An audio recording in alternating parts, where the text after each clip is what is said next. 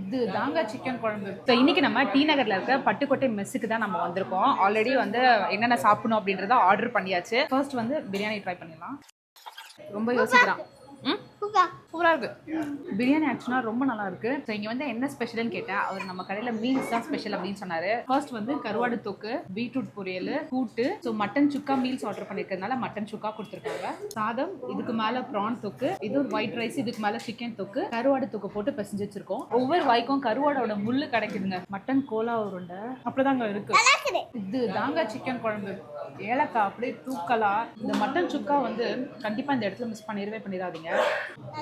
நல்லா இல்லைன்றதா சீரியஸ்லி. இந்த PRAN தொக்கும் chicken தொக்கும் இந்த மட்டன் சுக்கா மஸ்ட் ட்ரை. எல்லாத்த விட கருவாடு தொக்கு மஸ்ட் ட்ரை. ஸோ ஃபைனலாக பார்த்தீங்க அப்படின்னா நான் கருப்பட்டி அல்வா கேட்டிருந்தேன். அது வந்து காலி ஆயிடுச்சான். அது பதிலாக இளநீர் பாயசம் தான் வாங்கினேன். நான் வாயில கூட இன்னும் வைக்கலங்க. அதுக்குள்ள நானா வாங்கி குடிக்க ஆரம்பிச்சிட்டேன். நானா எப்படி இருந்தது? நல்லா இருக்குது. ஐயோ செம்ம மீல்ஸுங்க. செம்மையா நாங்கள் சாப்பிட்டோம். ஸோ கண்டிப்பாக டி நகர் வந்தீங்கன்னா இந்த இடத்துல ட்ரை பண்ணி பாருங்க. மிஸ் பண்ணிடாதீங்க.